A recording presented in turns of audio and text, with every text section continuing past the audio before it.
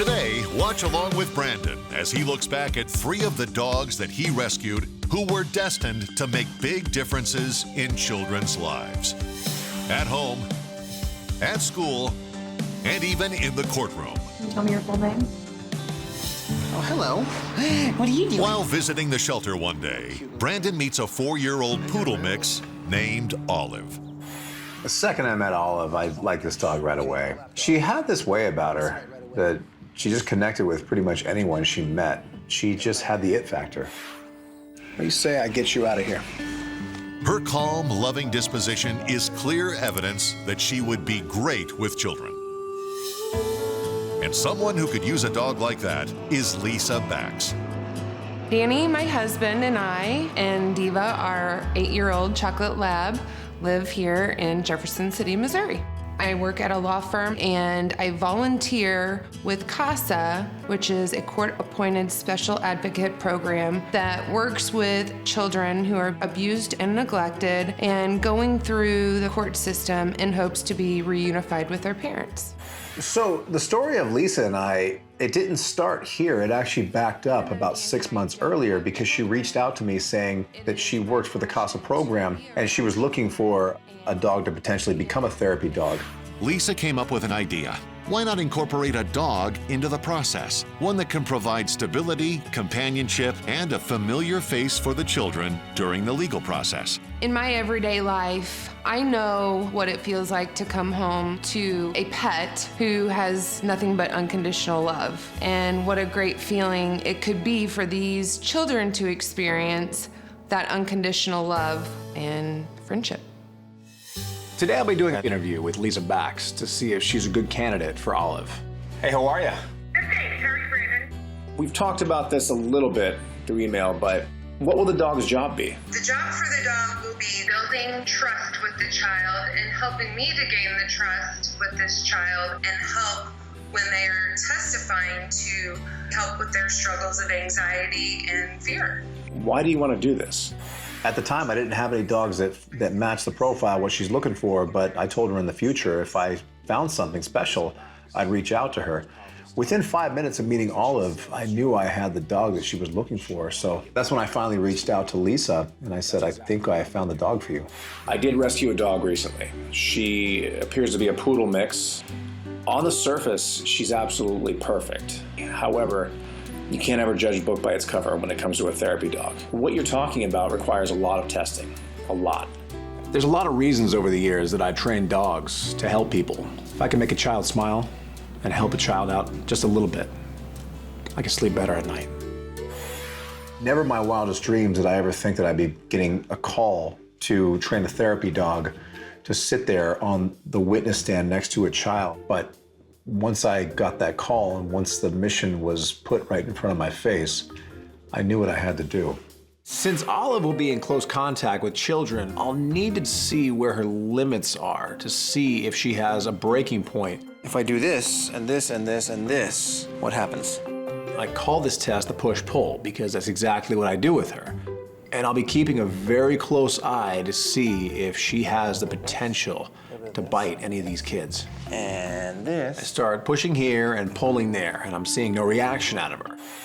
As you can see, has passed with flying colors. I mean, that was an easy one. So this dog was off to a really good start. I was loving everything I saw out of her. Never seen a dog like this before because nothing phases her. Does anything frustrate you? Anything at all? It's almost like she's sleeping in your arm. All right. I'm convinced.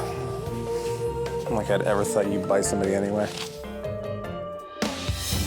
Having officially passed her tolerance test, sweet-tempered Olive is now on the path to a career in public service. In the meantime, Brandon reinforces Olive's common commands and introduces more advanced techniques.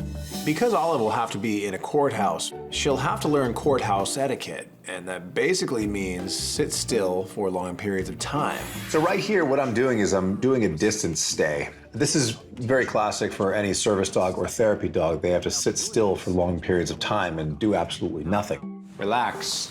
Good, there you go, perfect. Next, to ensure that Olive's potential adopter has an appropriate space for a dog, Brandon schedules a home inspection with colleague Chris Kaiser from show sponsor, the Turf Mutt Foundation. Turf Mutt Foundation is an education program to teach kids and their families about the outdoors. We want to encourage folks to get outdoors, get exercise. We all know being in the outdoors is a great stress reliever, helps with anxiety for both kids, families, dogs. Hi, Lisa. Chris. How are you? Great, nice to thanks. see you. Good to see you. Good to meet you. Chris examines Lisa's yard along with her neighborhood, and he is delighted by the potential outdoor activity that lies in store for Olive. I was really pleased to see they had plenty of space for the dog, a lot of green space, and a lot of biodiversity. The big trees, they give a lot of shade. The lake as a water feature is a terrific addition to the local habitat, and it's a wonderful aesthetic place to walk the dog.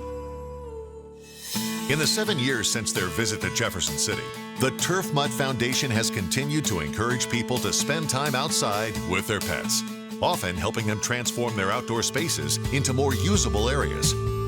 Today in Louisville, Kentucky, one such transformation is about to begin as Chris meets with Mayor Craig Greenberg. Thank you for meeting me here. What a wonderful idea you have here. I'm so excited. We're trying to really revitalize downtown, and we need more people who want to live downtown, who want to visit downtown for more than just working or coming for a special event, but where it's part of their everyday routine. And so having a dog park, I think, is really going to help do that.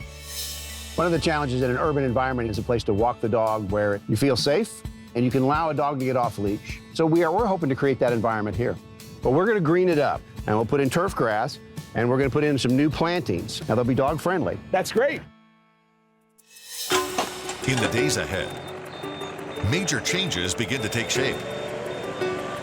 Thanks to the Turf Mutt Foundation and landscape professional Jordan Steele.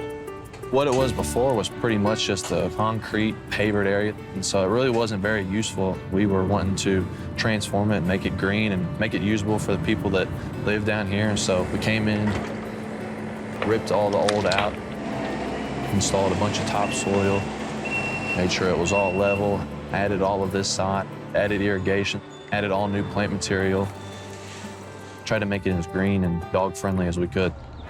We've added some trees. We've added a lot of flowering plants, a lot of pollinator support. Most everything we planted will flower at some point. Bees, butterflies, birds all benefit from that. Everything we've done here has an environmental benefit. All of the plant matter is habitat. So all this will absorb water, help dissipate the heat island effect. It creates oxygen, absorbs carbon, does all the good things that plants do. And so these are the kinds of things we wanted to create in this park. As the project comes to an end, one finishing touch is added. A mural featuring Turf Mutt Foundation spokesdog, Mulligan. Louisville is known for its artwork. Lots and lots of murals throughout Louisville and downtown Louisville in particular. So we've put a beautiful piece of art on the wall. The mural was done by Casey Jackson, the art of Casey, and it's Mulligan. She's the spokesdog of the foundation, and she's the inspiration for this park. What do you think, Mo? You think I should have made it bigger? It's you. Could be bigger. Once the park is complete, Mulligan gives it a test run. Then Chris takes a final walkthrough with Jordan. Jordan, I gotta tell you, it looks fantastic. You guys have done a fantastic job. I think our guys did a great job. It was a good team effort, and it looks awesome now. Then it's time for the official ribbon-cutting ceremony. Good afternoon, everybody. We are so happy to be here today on this really fun day to have the grand opening for Louisville's newest pocket park. This is really a big part of our effort to make Louisville a safer city, a stronger city, and a healthier city, one that is just fun and thriving for everyone. There we go. So today we cut the ribbon on the Bark Park, and what we think it'll likely do is serve as a model for other cities. Doesn't take a lot of work, takes some determination, but we hope folks will take urban spaces, old spaces, concrete spaces, and make them green again, and provide habitat, create a benefit for the citizens and their dogs. This park is absolutely wonderful, and my dog loved it. We walked in this morning, sniffed everything. I was able to sit down on a bench and enjoy my coffee. It was great. After weeks of training, Brandon arrives in Jefferson City with Olive, where Lisa and Danny are waiting to take her into their family. And when the big moment comes, it's love at first sight. Hi, sweetheart. Hi, A little surprise for you. Hi. You see Olive first meets him for the first time. She's got no problems here. I did not have words to express how I felt. I am gonna miss this one. Come on, let's do it. So we had to basically set up a mock trial, and it's all the same thing. Olive doesn't know the difference. But basically my goal was to just be a fly on the wall and see how she was that day. She did her job. She gave them reassurance. She was a pro. There was no doubt in my mind she could do this. Well, how do you think she did? She did great, Brandon. After weeks of hard work, the verdict is in. You know I'll miss you. It has been a long time since I've seen this dog. I can't wait to see her again. Take care of her. It's been almost 7 years since Brandon handed over the loving little Olive to Lisa. Today, Lisa thinks she's sitting down to share some of Olive's adventures on a video call, but she has no idea that Brandon's gonna be on the call too. Are you kidding me? I'm not kidding you. How you doing? Look at this one. She's all grown up. More than grown up. She looks very sophisticated now. She's seen a few things. She has. Is she still working? Every day. She's probably busier now than she was 4 years ago. We got her to the 2020 American Humane Hero Dog Therapy Dog category, and she won. She should have won the whole event, but we'll take Therapy Dog of the Year. We will take that. It got her mission out, and there are people now going, Olive, we've seen her. We know what she's doing. You guys are doing amazing things. How many children has she worked with now? We are at 2,600 plus and counting. Are you serious? Yes. It's a number that I never thought we would get to, but there are so many kids in our community who are in need. We are in our local hospital now, twice a week. Of course, going to the juvenile center. We have a boarding school for boys that she visits locally. There are special need children that we get calls to just accompany them to a sporting event, just to help them through the noises and what's happening. Well, she's a local legend in the whole city, right? Absolutely she is. When Olive visits a local coffee shop, there's always a whippy cup waiting for this little girl. There are sometimes she'll just see a kid walking by. The dog stops in her tracks, and she is ready to greet that child. She's just such a loving dog. Every lucky dog gets an education in the common commands, but some continue their studies even after leaving the ranch. Such was the case with Darby and her new mom, Sarah Perry, a middle school teacher from Santa Rosa Valley. I contacted Brandon because my son was moving out to go to college, and I had recently lost my husband to cancer, and I was thinking that I would like to have a companion. One of Sarah's goals was to enroll her dog in her school's Love on a Leash reading program. But since that required certification as a therapy dog, Brandon needed to make sure Darby was up for the task. For weeks on end, he reinforced her commands and tested her tolerance in different situations. And then it was time to put Darby's hard work to the test. So I know you really wanted her as part of the reading program, and I worked extensively to make sure that she understood all the elements of that program. That's the final test. Let's get over there. Okay. We walk over to the gym where I've set up a simulation of the reading program. There's kids, books, and other dogs. At this point, it's all up to Darby. Sarah is now the handler. I'm gonna sit back and watch. Mr. Darby's motor car. One at a time, the kids sat down and read to Darby. Darby laid there obediently, perfectly poised, as if she was built for this program. You know what to do when things get frustrating. As time went on, Darby felt even more comfortable, so she relaxed even more. At that point, I'd seen enough. Open that up. Now, more than a year later, Darby's close to finishing her hours towards certification. The Love on the Leash program, they have a certification process that they go through, and Darby's in the midst of doing that now. In the meantime, she and Sarah are enjoying being best buddies. She goes everywhere with me now. We walk and run together every day. We go to the dog park. And I meet people all the time because of her. I didn't realize that, but people always come up to you and say, hey, can I pet your dog? And Yep, that's one of the benefits of having a dog. Dogs are a social bridge. they are. Yeah, the fact is we meet more people at a dog park than we do at a regular park. It's true. You know, I'm a little bit shy, and, I'm alone a lot now, so it's really nice to have that bridge. I know she was the one who was needing adopting, but I really feel like it was a sort of a mutual rescue there. This has not been the easiest year, actually the easiest 2 years, and she's been really, really just a lifesaver for me. Brandon received several requests from families looking for a dog, but a request from the Duarte family really stood out to him. The reason we're looking for a dog is for companionship for my boys, because they both have autism. They're boy high functioning, but Anthony's more severe on the spectrum, where he throws meltdowns when he gets too overwhelmed. Matthew likes to keep to himself, and they still need a lot of help to bathe and to eat and to get ready to go to school. Jimmy and Leslie noticed a huge difference in their boys when they played with their friends' dogs.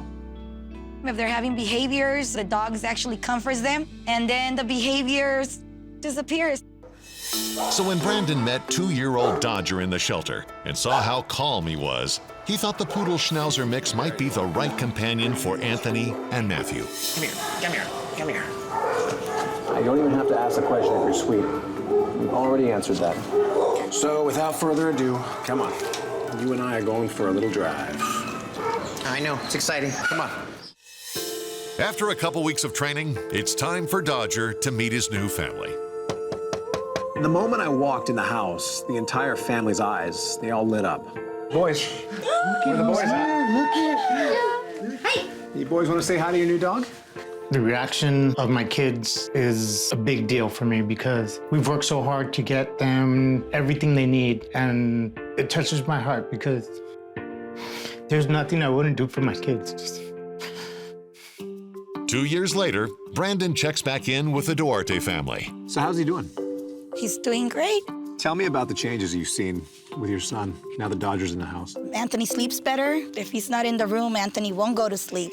And he says Dodger's his best friend when he's home, so he loves him. Having Dodger's been a big-time blessing. It really helped my son. It just broadened his horizons so much more. And as a dad, it makes me very proud to have this dog in our family. When Anthony threw a meltdown and started hitting himself on the head with his hand, Dodger jumped on top of the bed and was laying next to him. Anthony started petting him, and Anthony managed to control himself. Yeah. What about for you two? How's life improved? Now that we have our daughter, Dodger will keep them busy. He plays with them so we can address things for her. Yeah. So it really helps. It's been great just to know, that Dodger was a rescue dog and what a dog can actually do for a family. It's been amazing. The love and companionship of a dog feels good no matter who you are. But for these kids, the impact has been even more profound. 'Cause when it comes to helping children who need a little emotional support, you should never underestimate the power of puppy love. From hopeless to a home. That's my mission. One dog at a time.